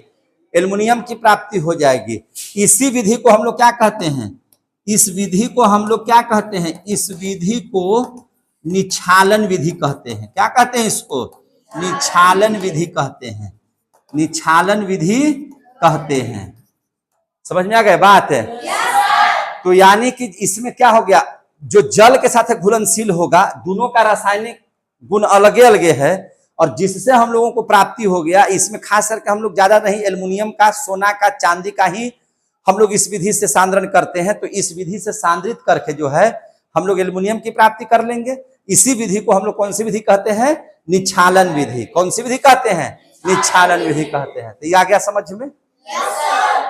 अब हम लोग देख लीजिए, आप लोग क्या किए? अयस्क का सांद्रण। अयस्क का सांद्रण कितना विधि से किए हैं? 6 विधि से। अब अयस्क सांद्रण जब हो गया तो अयस्क का सांद्रण क्या कहलाता है? सांद्रित अयस्क। अब अयस्क क्या कहलाता है? सांद्रित अयस्क। अब सांद्रित अयस्क को किस में बदलेंगे? ऑक्साइड में। पढ़ाए हैं ना दूसरा नियम में? धातु का सांद्रण करने के बाद क्या करते हैं? उसको ऑक्साइड में बदलते हैं। किसमें बदलते हैं? ऑक्साइड में। तो अब दूसरा नियम है कि हम लोग धातु का ऑक्साइड बनाएंगे। क्या बनाएंगे? धातु का ऑक्साइड। तो धातु के ऑक्साइड में बदलना। देखिए कैसे बदलेंगे? धातु का ऑक्साइड में बदलेंगे। धातु को ऑक्साइड में बदलेंगे। बदलने के लिए आपको क्या करना पड़ेगा? या तो आपको भर्जन करना पड़ेगा, या आपको क्या करना पड़ेगा? निस्तापन। आपको क्या करना पड़ेगा? निस्तापन। भर्जन में क्या होता है कि अयस्क में आपको ऑक्सीजन मिलाना पड़ेगा। अयस्क में क्या मिलाना पड़ेगा? ऑक्सीजन। और तब आपको भर्जन करना पड़ेगा, यानी कि गर्म करना पड़ेगा, है ना? अयस्क के गलनांक से कम माने ताप लेना पड़ेगा, ताकि अयस्क में न गल जाए, है कि नहीं? उससे कम ताप पर आप जब लीजिएगा और ऑक्सीजन के साथ लीजिएगा, तब उसका भर्जन होगा। तब उसका क्या हो जाएगा? भर्जन। और निस्तापन में सीधे अयस्क को हम लोग क्या कर देते हैं? गर्म। इसमें ऑक्सीजन लेने की जरूरत नहीं होती है। तो अब हमको जरा सा बताइए, भर्जन किसका होगा? तो भर्जन तो होगा सल्फाइड अयस्क का। भर्जन किसका होगा? सल्फाइड अयस्क का। सल्फाइड अयस्क का। और निस्तापन किसका होगा मेरे भाई? तो कार्बोनेट अयस्क का। किसका होगा? कार्बोनेट अयस्क का। और किसका होगा? जिसमें ऑक्सीजन होगा, ऑक्साइड अयस्क का। किसका होगा? ऑक्साइड अयस्क का। किसका होगा? ऑक्साइड अयस्क का। आ गया समझ में? तो अब हम लोग ऑक्साइड में बदल देते हैं। जैसे देखिए, अगर आप लोग ले लेते हैं जिंक सल्फाइड, तो चूंकि यह सल्फाइड अयस्क है, तब आपको भर्जन करेंगे कि निस्तापन करेंगे? तो इसमें तो हम लोग भर्जन करेंगे। इसको ऑक्साइड बनाने के लिए ऑक्सीजन मिलाएंगे। तो जब आप इसमें ऑक्सीजन मिलाएंगे तब इसका क्या होता है? भर्जन करते हैं। भर्जन बोले तो खूब कस के गरम। खूब कस के क्या करते हैं? गरम। और जैसे ही गर्म कीजिएगा तो ZNO ऑक्सीजन के साथ संपर्क करके क्या बना देगा? ZNO। हमको तो ऑक्साइड ना बनाना था, तो ZNO बन गया। और SO2 क्या हो गया? अलग हो गया। SO2 क्या हो गया? अलग हो गया। या सल्फाइड होगा Pb का, तो PbS लिखेंगे। और उसको भी क्या करेंगे? जब सल्फाइड का अक्स होगा तो ऑक्सीजन देंगे, भर्जन करेंगे। क्या करेंगे? भर्जन। तो क्या बना देगा? PbO। और SO2 क्या हो जाएगा? अलगे हो जाएगा। समझ में आ रहा है बात? अगर मान के चलिए कि अयस्क होगा ZnCO3 कार्बोनेट का, तो कार्बोनेट का अयस्क होगा तो निस्तापन होगा। क्या होगा? निस्तापन। भर्जन नहीं होगा। अब क्या होगा? निस्तापन। तो निस्तापन करते हैं तो उसमें क्या ऑक्सीजन मिलाते हैं? नहीं, सीधे गर्म कर देते हैं। क्या कर देते हैं? गर्म। तो इसको क्या बोलेंगे? निस्तापन करते हैं। तो अब जब इसको गर्म कर रहे हैं तो ये क्या बना देगा? ZNO। क्या बना दिया? ZNO, है कि नहीं? क्या बना दिया? ZNO। और प्लस में यहां से CO2 क्या हो गया, अलग हो गया। तो आप भर्जन कीजिए चाहे निस्तापन कीजिए, आप भर्जन या निस्तापन क्यों कर रहे हैं, ताकि हमको उस अयस्क का ऑक्साइड प्राप्त हो जाए। क्या चीज का प्राप्ति हो जाए, ऑक्साइड। तो आपने क्या किया, भर्जन या निस्तापन कर करके ऑक्साइड की प्राप्ति कर लिया। आपने क्या चीज की प्राप्ति कर लिया, ऑक्साइड का। क्लियर हो गया। तो हम लोग जब सांद्रित अयस्क होगा तो उस सांद्रित अयस्क को हम लोग किस में परिवर्तन कर देंगे, ऑक्साइड में। तो दो काम कर लिए। तीसरा काम क्या करेंगे, तीसरा काम अवकरण करेंगे। अब इस ऑक्सीजन को हटवाएंगे। ऑक्सीजन इसलिए हटाएंगे ताकि हमको वह धातु की प्राप्ति हो जाए। तो अवकरण करने की दो विधि है, या तो कार्बन से कीजिए नहीं तो एल्युमिनियम से कीजिए। कार्बन से कीजिए नहीं तो किससे कीजिए, एल्युमिनियम से कीजिए। समझ में आ रही है बात। ज्यादातर किससे होता है, कार्बन से। एल्युमिनियम से किसका होता है, मात्र दो अयस्क का, Cr है ना, किसका होता है, अभी तो बताए थे ना, है ना। एल्युमिनियम से हम लोग किसको करते हैं, Cr2O3 का या MnO2 का, मैग्नीज ऑक्साइड का, यही ना करते हैं। इस विधि को जब आप एल्युमिनियम से कीजिएगा तो क्या कहिएगा, इसको एल्यूमिनोथर्मिक विधि। इसको कौन सी विधि कहते हैं, एल्यूमिनोथर्मिक विधि। एल्यूमिनोथर्मिक विधि, इससे इसका इस्तेमाल कीजिएगा, है कि नहीं। तो भैया ये अयस्क रहेगा तब, बाकी नहीं रहेगा तो किससे कीजिएगा, कार्बन से। कार्बन से अवकरण करा दीजिएगा तो ये सब ऑक्सीजन हट जाएगा। ये सब ऑक्सीजन क्या हो जाएगा, हट जाएगा। कैसे हट जाएगा, देख लीजिए ध्यान से। जैसे यहां पे हमको ZnO की प्राप्ति हुई, तो ZnO की प्राप्ति हुई तो क्या एल्युमिनियम डालेंगे इसमें, नहीं।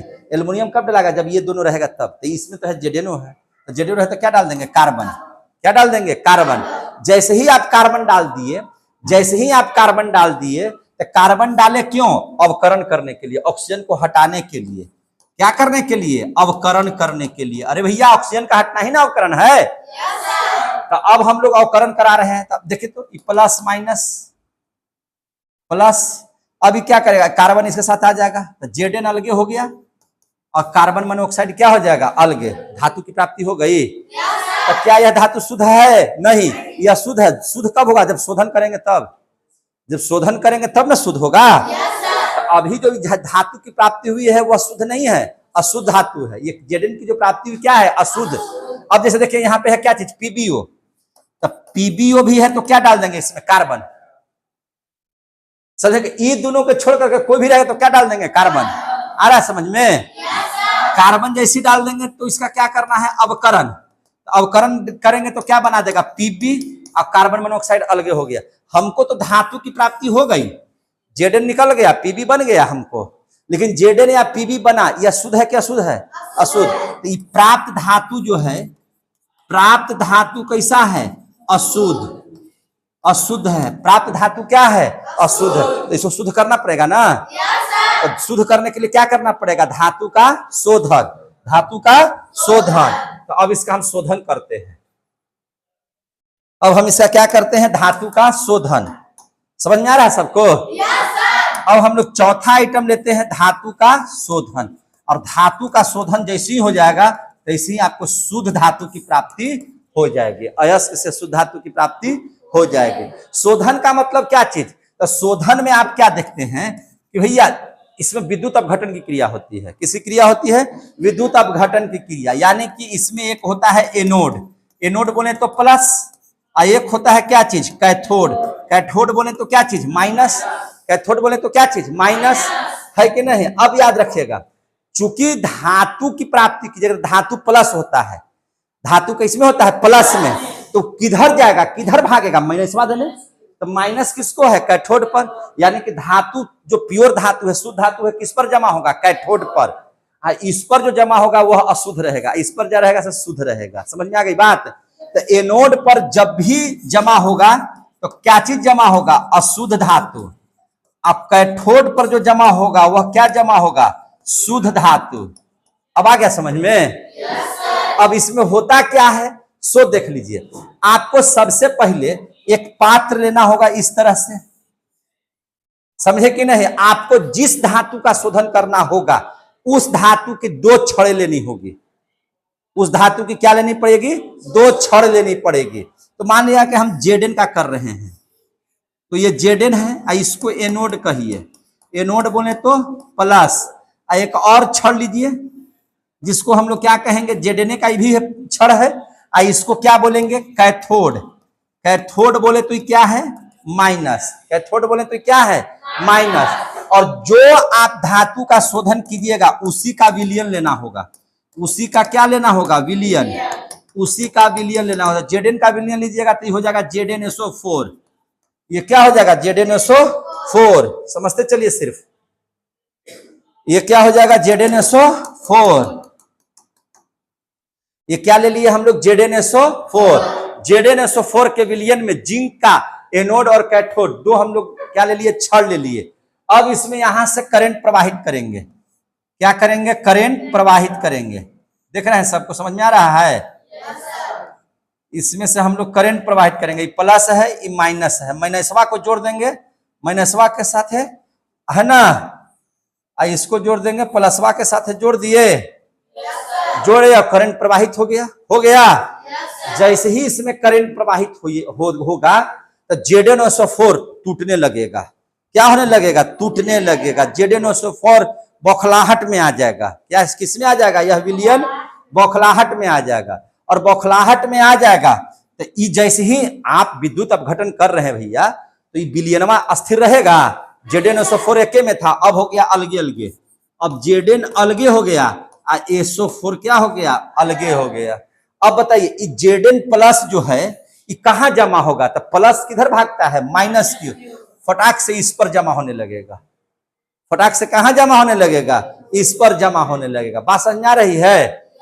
इस विधि को हम लोग कौन सा विधि कहते हैं, विद्युत अपघटन विधि, विद्युत अपघटन विधि।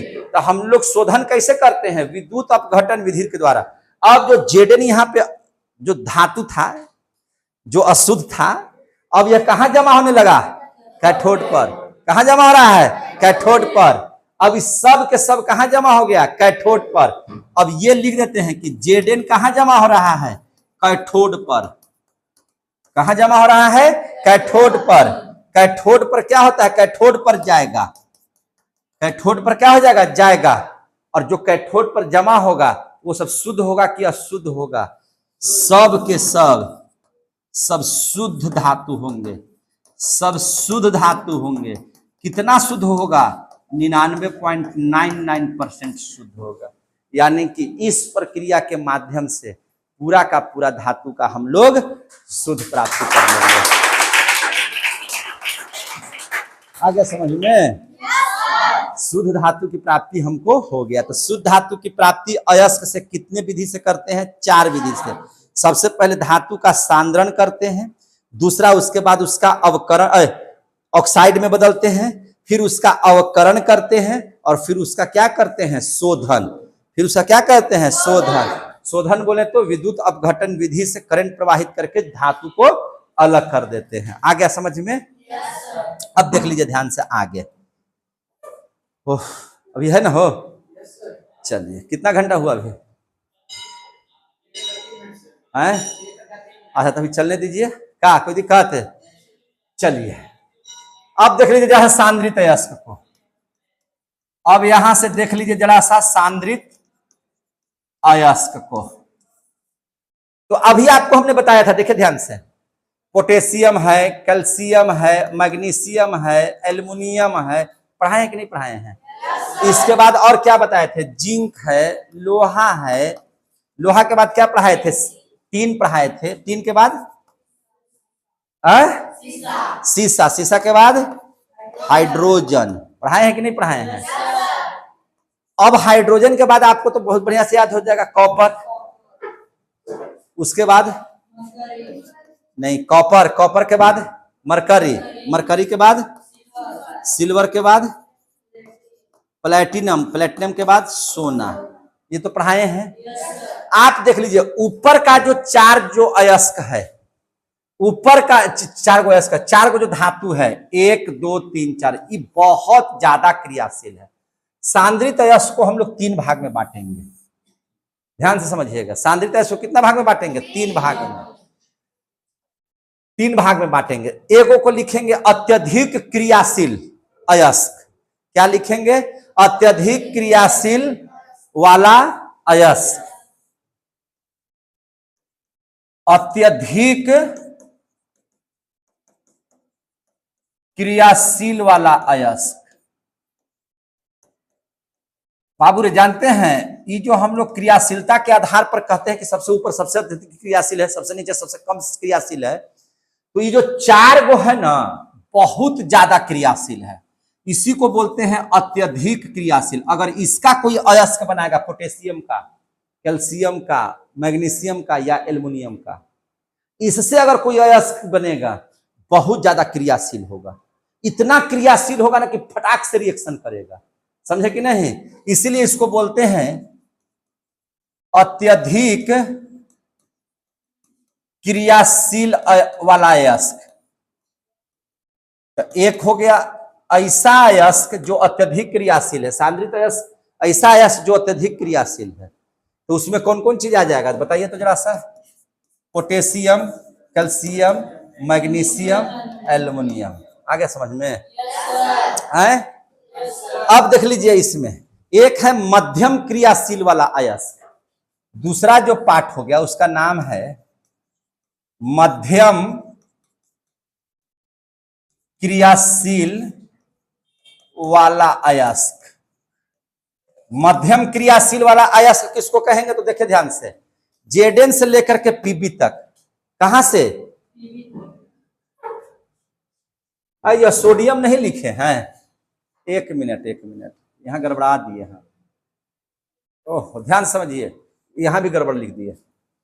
देखिए ध्यान से, पहले आपको बताए होंगे पोटेशियम, फिर बताए होंगे कैल्शियम, फिर बताए होंगे सोडियम, तब बताए होंगे मैग्नीशियम, और तब बताए होंगे एल्युमिनियम।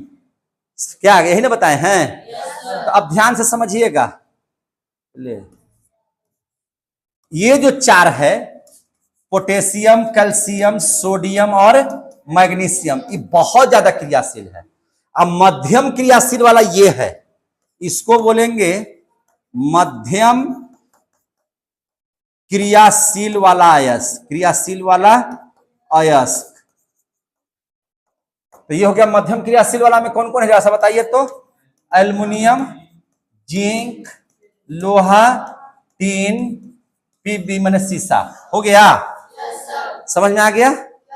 एगो होता है कम क्रियाशील वाला अयस्क। तो ये सब जो क्या है जल्दी अभिक्रिया नहीं करता है किसी से, तो इसको बोलेंगे कम क्रियाशील वाला अयस्क। कम क्रियाशील वाला अयस्क। कम क्रियाशील वाला बोलिए या मंद क्रियाशील कहिए, दोनों सेम है कि नहीं है? मंद क्रियाशील ही बोल दीजिए। तो तीसरा हो गया आपका क्या चीज? मंद क्रियाशील वाला अयस्क। मंद क्रियाशील वाला अयस्क, उसमें कौन कौन सा आ जाएगा तो जल्दी से बता दीजिए। कॉपर, Hg है ना, Hg मैंने Hg मत बोलिए, पारा, सिल्वर, उसके बाद क्या है प्लेटिनम और सोना। आ गया समझ में? अगर इन सबों का अयस्क होगा फटाक से अभिक्रिया करेगा, इन सभी का अयस्क होगा तो मंद क्रियाशील होगा, इसका तो सबसे कम है ये है। तो अब देखिए ध्यान से, जो कम क्रियाशील वाला अयस्क आएगा उसमें ये चार विधि नहीं करना है आपको। जो ये अत्यधिक क्रियाशील वाला है, फिर से समझिए मेरी बात को, जो अत्यधिक क्रियाशील है तुरंत भर में अभिक्रिया कर लेता है, तो उसमें जब हम लोग धातु की प्राप्ति करेंगे, इन लोगों से हम लोग जैसे इसका अयस्क रहेगा तो पोटेशियम की प्राप्ति होगी, इसका अयस्क रहेगा तो कैल्शियम की प्राप्ति होगी, इसका अयस्क रहेगा तो सोडियम की प्राप्ति होगी, इसका अयस्क रहेगा तो मैग्नीशियम की प्राप्ति होगी। तो अगर इन लोगों का रहेगा तब इतना विधि करना ही नहीं है।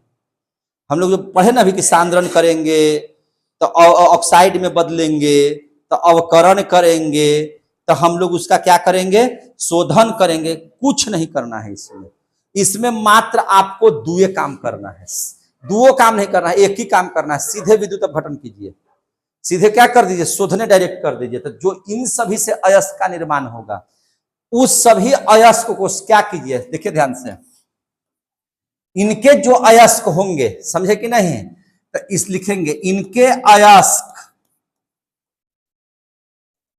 को गलाकर, क्या करके, चूंकि तुरंत भर में अभिक्रिया कर लेगा तो ये सब क्या हो जाएगा, गला देंगे तुरंत भर में, गलाकर क्या कर देंगे, विद्युत अपघटन कर देंगे, विद्युत अपघटन, क्या कर देंगे, विद्युत अपघटन कर। विद्युत अपघटन को ही तो क्या कहते हैं, शोधन कहते हैं। इसको क्या कहते हैं, शोधन कर शुद्ध धातु प्राप्त कर लेंगे, शुद्ध धातु प्राप्त कर लेंगे। समझ में आ गई बात, प्राप्त कर लेंगे, समझ में आ गया बात है बाबू रे। जो इन सबों का अयस्क होगा उसको कुछ नहीं करना, इतना करना ही नहीं, चूंकि इतना ना क्रियाशील है इन लोग, इन लोगों को सीधे विद्युत अपघटन कर दीजिए, सीधे क्या कर दीजिए, विद्युत। इसको सांद्रण करने की जरूरत है नहीं, क्या इसको जो है मैंने ऑक्साइड बनाने की जरूरत है नहीं, क्या इसको जो है से आपको अवकरण करने की जरूरत है नहीं, सीधे सीधे क्या कर दीजिए, विद्युत अपघटन कर दीजिए, सीधा विद्युत अपघटन कीजिए। बात समझ में आ गई, सीधा क्या कर दीजिए, विद्युत अपघटन। हमको जो चारों प्रक्रिया है वो इसमें करना है। अगर आपको एल्युमिनियम के अयस्क से एल्युमिनियम प्राप्त करना हो, जिंक के अयस्क से आपको जिंक प्राप्त करना हो, लोहा के अयस्क से लोहा प्राप्त करना हो, अस्टैनिक से हम लोगों को टीन की प्राप्ति करना हो, या प्लम्बस से हमको पीबी की प्राप्ति करना हो, तो अब आपको सांद्रण करना है, ऑक्साइड में बदलना है, फिर आपको किस में बदलना है, अवकरण करना है, तब शोधन करना है। अब समझ में आ रहा है क्या बता रहे हैं से। इन लोगों को अगर करना होगा तो कुछ नहीं करना है, सबसे पहले इन सारे अयस्क को, ये सब जो धातु है इनके अयस्क को लेना होगा। तो अयस्क इनका क्या होगा, दो गो अयस्क होगा, या तो इनको सल्फाइड अयस्क में बदल दीजिए या कार्बोनेट अयस्क में बदलिए। तो अगर सल्फाइड अयस्क में बदलते हैं, सल्फाइड अयस्क इसका लेते हैं, अयस्क लेते हैं, या इन लोगों का कार्बोनेट अयस्क लेते हैं, देखिए ध्यान से, क्या ले लेते हैं, कार्बोनेट अयस्क। तो अगर जैसे ही आप लोग लेते हैं, जैसे मान के चलिए कि पीबी है, तो सल्फाइड अयस्क लेंगे तो पीबीएस होगा, समझ में आ रही है बात ना। अगर आप लोग जिंक का लेते हैं तो जेडएनएस हो जाएगा, या आप लेते हैं एफी ले लेते हैं तो एफी का एफी है ना, एफीएस2 बना देगा, सल्फाइड अयस्क में क्या बना देगा, एफीएस2। या आप लेते हैं मैंने कोई भी लेते हैं तो उसके साथ एस लगा देंगे तो हो जाएगा सल्फाइड का अयस्क। अगर इसका कार्बोनेट लेते हैं तो ZnCO3 कार्बोनेट हो गया, जिंक के साथ कार्बोनेट का अयस्क बनाइएगा तो जिंक कार्बोनेट हो जाएगा, है कि नहीं। या आप बना दे रहे हैं कैल्शियम ले रहे हैं, इसमें से कैल्शियम इसमें नहीं लिखे हैं, कैल्शियम वो है ना इसमें जी, कैल्शियम भी होता है, कैल्शियम यहाँ पे है, अच्छा कोई बात नहीं है। या CaCO3 ले लेते हैं, ये क्या ले लेते हैं, CaCO3 ले लेते हैं। तो अगर आप कार्बोनेट का अयस्क लीजिएगा या आप सल्फाइड, तो सल्फाइड का अयस्क लीजिएगा तो क्या करना पड़ेगा आपको, भर्जन। आप कार्बोनेट का अयस्क लीजिएगा तो क्या करना पड़ेगा आपको, निस्तापन। पढ़ाए कि नहीं पढ़ाए हैं। जब सल्फाइड का अयस्क लीजिएगा तो क्या करना पड़ेगा, भर्जन। या आप कार्बोनेट का अयस्क लीजिएगा तो निस्तापन। तो आप भर्जन कीजिए या निस्तापन कीजिए, दोनों में से कोई चीज वा कीजिएगा तो क्या बनेगा, ऑक्साइड का निर्माण होगा। भैया चाहे भर्जन कीजिए चाहे निस्तापन कीजिए, भर्जन कीजिएगा तब भी, निस्तापन कीजिएगा तब भी क्या चीज की प्राप्ति होगी, धातु के ऑक्साइड की, धातु के ऑक्साइड की प्राप्ति होगी, धातु का ऑक्साइड बनेगा। क्या बनेगा, धातु का ऑक्साइड। और इस धातु के ऑक्साइड को ध्यान से समझिए, इस धातु के ऑक्साइड को अगर आप लेते हैं, देखिए ध्यान से, धातु के ऑक्साइड लीजिएगा तो उसके बाद धातु का जब ऑक्साइड बन जाएगा तो अवकरण कीजिएगा ना। तो धातु के ऑक्साइड को लीजिएगा तो क्या फिर करिएगा, अवकरण। अवकरण जब कीजिएगा तो कार्बन से कीजिएगा या एल्युमिनियम से कीजिएगा। तो ज्यादातर हम लोग कार्बन से करेंगे, चूंकि एल्युमिनियम से तो आपको Cr2O3 या MnO2 का ही करना पड़ेगा, समझे कि नहीं। तो हमको कार्बन लेना पड़ेगा अवकरण से, समझे कि नहीं। अवकरण से हम लोग क्या लेना पड़ेगा, कार्बन। कार्बन किस लिए लिए, ताकि ऑक्साइड को हटा दे। तो जैसे ही इसका हटेगा तो हमको क्या चीज की प्राप्ति हो जाएगी, अशुद्ध धातु की। अभी तो पढ़ा रहे थे ना, किसकी प्राप्ति हो गई, अशुद्ध धातु के।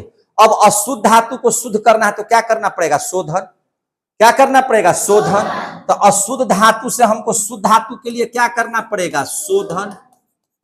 शोधन बोले तो विद्युत अपघटन। क्या करना पड़ेगा? विद्युत अपघटन। आ गया समझ में? और जैसे ही विद्युत अपघटन कीजिएगा तो हमको क्या चीज की प्राप्ति हो जाएगी? शुद्ध धातु की। किसकी प्राप्ति हो जाएगी? शुद्ध धातु की। तो इसके जितने भी अयस्क होंगे उसको इतना विधि से करना पड़ेगा। समझ में आ गई बात? उसमें हम लोगों को इतना विधि करना पड़ेगा। लेकिन जब इसका अयस्क होगा तो सीधे विद्युत अपघटन करेंगे। इसमें क्या करेंगे? सीधे विद्युत अपघटन। समझ में आ रही है बात? आई जब मंद वाला है तो मंद क्रियाशील वाला में क्या करेंगे? सीधा सीधी सल्फाइड अयस्क ले लेंगे। क्या ले लेंगे? सल्फाइड। अधिकांश को हम लोग, अधिकांश किसमें बदलता है? सल्फाइड अयस्क में। सल्फाइड अयस्क ही ले लेंगे इसके लिए। और सल्फाइड अयस्क जैसे ही आप लोग ले लेंगे तो सल्फाइड अयस्क में से Hg है तो क्या ले लेंगे? HgS ले लेंगे। अब HgS का क्या करेंगे? भर्जन कर देंगे। क्या कर देंगे? भर्जन। भर्जन जैसे ही आप करेंगे तब इसका ऑक्साइड बन जाएगा। क्या बन जाएगा? ऑक्साइड। भर्जन करेंगे तो क्या बन जाएगा? ऑक्साइड। ऑक्साइड को कैसे हटाएंगे? अवकरण करके। कैसे हटाएंगे? अवकरण करके। कैसे हटाएंगे? अवकरण करके, है ना। अवकरण जब कर लेंगे, एक मिनट, जब अवकरण कर लेंगे तो सीधे सीधे फिर इसका क्या कर देंगे? शोधन। क्या कर देंगे? शोधन। और इस प्रकार से मंद क्रियाशील वाला का हम लोग धातु प्राप्त कर लेंगे। तो आप लोगों को ये बातें समझ में आई कि किसका कैसे अयस्क बना करके और कैसे हम लोग प्राप्त कर लेंगे? ये प्राप्त हुआ? ये जानकारी प्राप्त हुई? तो इस प्रकार से हम लोग सांद्रित अयस्क से शुद्ध अयस्क की प्राप्ति कर लेते हैं। अब जरा सा एक और देख लेते हैं क्वेश्चन। सोडियम क्वेश्चन है। क्या है क्वेश्चन? सोडियम के अयस्क से,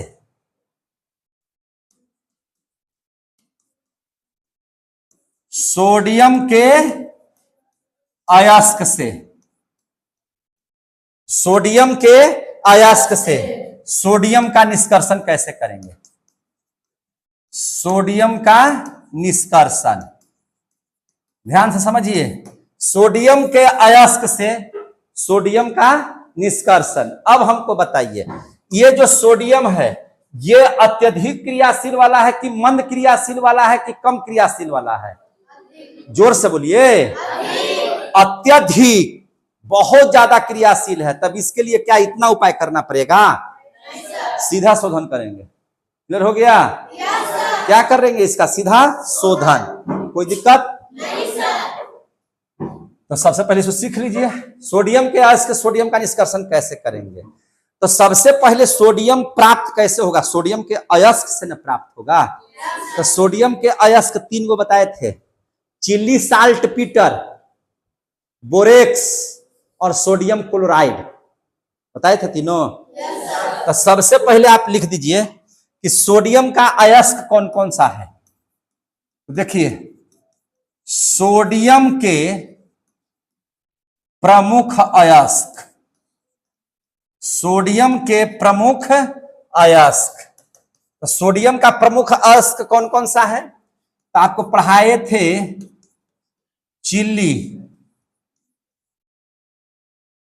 chilli saltpetre, Chile saltpetre. दूसरा था बोरेक्स और तीसरा था सोडियम क्लोराइड। क्या था? Sodium chloride. इससे हम लोग प्राप्त करते हैं, है ना। इसी से हम लोग क्या करते हैं? प्राप्त करते हैं। सोडियम क्लोराइड बोले तो नमक, सोडियम क्लोराइड बोले तो क्या चीज? नमक, जिसका सूत्र है NaCl। जिसका सूत्र क्या है? NaCl। कोई दिक्कत? इसका सूत्र क्या है? NaCl। आ रहा है समझ में? NaCl है। तो सोडियम की प्राप्ति सबसे बढ़िया है कि आप सोडियम क्लोराइड से ही कीजिए। सबसे अच्छा किससे प्राप्त कीजिए? सोडियम क्लोराइड से। तो अब हम लोग सोडियम क्लोराइड से सोडियम प्राप्त करने की विधि को देखेंगे। सोडियम क्लोराइड जिसको हम लोग बोलते हैं NaCl, है ना। सोडियम क्लोराइड है ना, से सोडियम प्राप्त करने की विधि, है ना। अब हम लोग इसका विधि को समझेंगे। सबसे पहले इस विधि का क्या हम लोग कहते हैं। कोई आपसे पूछेगा सोडियम क्लोराइड से सोडियम प्राप्त करने की विधि को क्या कहा जाता है, तो नाम याद रखिएगा। सोडियम क्लोराइड से सोडियम प्राप्त करने की विधि को, है ना, डाउन की विधि कहते हैं। क्या कहते हैं? डाउन की विधि। इसको हम लोग बोलते हैं डाउन की विधि। क्या बोलते हैं? डाउन की विधि। आ गया समझ में? तो सोडियम क्लोराइड से सोडियम प्राप्त करने की विधि को क्या कहते हैं? डाउन की विधि कहते हैं। समझ में आ गया? तो एक बात इसको याद रखिएगा। कोई दिक्कत? जोर से बोलिए ना यार। आप बताइए सोडियम का परमाणु संख्या कितना है? 11। यानी कि प्रथम कक्षा में 2 इलेक्ट्रॉन, दूसरी कक्षा में 1 इलेक्ट्रॉन, 8 इलेक्ट्रॉन, और तीसरी कक्षा में कितना इलेक्ट्रॉन? 1। यह 1 इलेक्ट्रॉन का त्याग करेगा। यह 1 इलेक्ट्रॉन का क्या करेगा? त्याग। यह क्या करेगा? 1 इलेक्ट्रॉन का त्याग जैसी करेगा तो माथे पर क्या हो जाएगा? प्लस। इसने 1 इलेक्ट्रॉन क्या कर दिया? त्याग। क्या कर दिया? त्याग माने हटा दिया। क्या कर दिया? हटा दिया। और क्या बना दिया? सोडियम, है ना। क्या? एक मिनट। यह 1 इलेक्ट्रॉन का त्याग करके क्या बना दिया? Sodium ion. क्या बना दिया? Sodium ion. सोडियम की परमाणु संख्या कितनी होती है? 11। सोडियम की परमाणु संख्या भैया कितना? 11। मतलब इलेक्ट्रॉन कितना? इलेक्ट्रॉन कितना? 11। प्रोटॉन कितना? प्रोटॉन संख्या कितना? 11। अब जब ये को त्याग कर दिया तो इलेक्ट्रॉन की संख्या कितनी हो गई? 10। आई बना दिया 2 8। इलेक्ट्रॉन की संख्या कितनी? इलेक्ट्रॉन संख्या अब हो गया 10। आ गया समझ में? वहीं पर आप क्लोरीन को देखिएगा तो 17। 2 8 7, 1 ले लिया तो माइनस, और अब बना दिया कितना? 2 8 8। इलेक्ट्रॉन की संख्या अब कितनी हो गई इसके पास? तो इलेक्ट्रॉन की संख्या हो गई अब 18। देख रहे हैं कि नहीं देख रहे हैं? इलेक्ट्रॉन की संख्या कितनी हो गई? 18। देखिए ध्यान से, इलेक्ट्रॉन की संख्या कितनी हो गई? 18। एगो ले लिया, एगो दे दिया। एगो क्या किया? ले लिया, एगो दे दिया। तो अब देखिए, जब आप लोग सोडियम क्लोराइड को लीजिएगा, सोडियम क्लोराइड को, तो इसका क्या कीजिएगा? शोधन। क्या कीजिएगा? शोधन। शोधन बोले तो क्या करना है इसको? विद्युत अपघटन। विद्युत अपघटन। इसमें पानी नहीं लिया जाता है। पानी लीजिएगा तो सोडियम लहर जाएगा, अलग होगा था। इसलिए इसको सोडियम को केरोसिन तेल में रखा जाता है, भी ध्यान में रखिएगा। इसको हम लोग गलाएंगे भी नहीं, क्योंकि इतना ज्यादा ताप पर गलेगा कि मत कहिए। तो सोडियम क्लोराइड को हम लोग क्या कर लेते हैं? शोधन, विद्युत अपघटन करा देते हैं। इसको क्या करा देते हैं? विद्युत अपघटन। विद्युत अपघटन कराइएगा तो सोडियम क्या बन जाएगा? आयन में परिवर्तित हो जाएगा। और क्लोरीन किस में बदल जाएगा? आयन में परिवर्तित हो जाएगा। यानी कि Na+ और Cl-। Na+ या Cl- क्यों हुआ? क्योंकि विद्युत अपघटन हुआ। विद्युत अपघटन होगा तो सोडियम चला जाएगा कैथोड पर। ये कहां चला जाएगा? कैथोड पर। और ये कहां जमा हो जाएगा? एनोड पर। ये कहां जमा हो जाएगा? एनोड पर। कैथोड बोले तो माइनस पर, और एनोड बोले तो किस पर? प्लस पर। ये जाकर के क्या हो जाएगा? जमा हो जाएगा। क्या हो जाएगा? जमा। समझे कि नहीं? तो ये जब जमा हो जाएगा कैथोड पर, तो वहां से निकालेंगे तो सोडियम निकल जाएगा कि नहीं निकल जाएगा? तो सबसे अंतिम प्रक्रिया शोधने न है। इसका शुरुए में शोधने होता है, चूंकि अत्यधिक क्रियाशील है। यह क्या है? अत्यधिक क्रियाशील है। तो अब जो इस सोडियम की प्राप्ति हुई, सोडियम के जो हम लोग प्राप्ति, सोडियम क्लोराइड के विलयन में क्या किए हम लोग? जब विद्युत अपघटन किए तो सोडियम अलगे हो गया। अब इस सोडियम को पानी में नहीं रखना है, याद रखिएगा। सोडियम जैसी पानी में रहेगा तो क्या हो जाएगा? आग लग जाएगा। सोडियम अगर अकेले पानी में रख दीजिएगा तो क्या हो जाएगा? आग लग जाएगा, क्योंकि अत्यधिक क्रियाशील है। बार बार हम बोल रहे हैं सोडियम अत्यधिक क्रियाशील है भैया। तो वह क्या हो जाएगा? आग लग जाएगा। इसलिए सोडियम को कहां रखते हैं?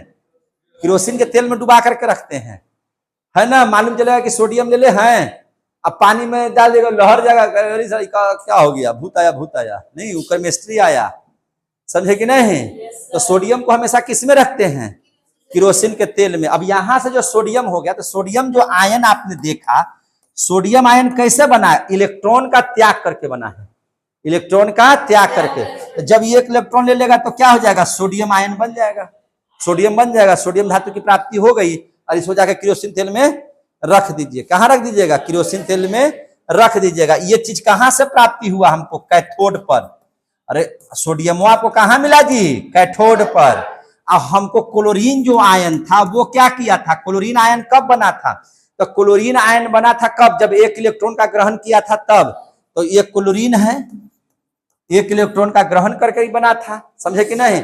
इसकी प्राप्ति कहां पे हुई है, एनोड पर, इसकी प्राप्ति कहां हुई है, एनोड पर।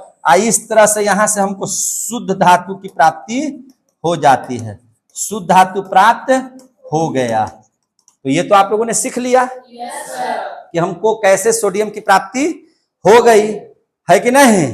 तो इस प्रक्रिया के माध्यम से हम लोगों ने, है ना, अत्यधिक क्रियाशील धातु को हमने देखा कि सीधे गला करके, गलाना भी नहीं, इसको गला दीजिएगा तो 820 डिग्री सेंटीग्रेड पर गलेगा, है कि नहीं। यह 820 डिग्री सेंटीग्रेड पर गलेगा, होता है तो पनीय सूख साख जाएगा, है ना। तो इसका विलयन तैयार करके इसका विद्युत अपघटन करते हैं।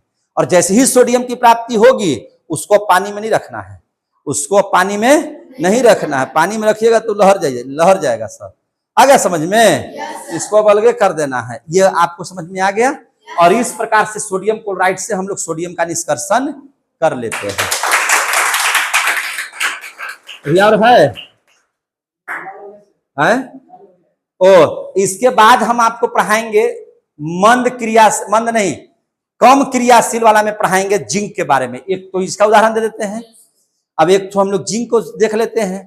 तो अगला आज हम टॉपिक को यहीं पे समाप्त। कितना देरी का बन गया, अब बताइए। 1 घंटा 26 मिनट का बना है, 1.5 घंटा का लगभग बन गया है, समझे कि नहीं। तो इसलिए हम लोग इसको यहीं पे स्टॉप कर दें। बाकी एक वीडियो और बना देते हैं बढ़िया से, 1 आध घंटा 1.5 घंटा का, है कि नहीं।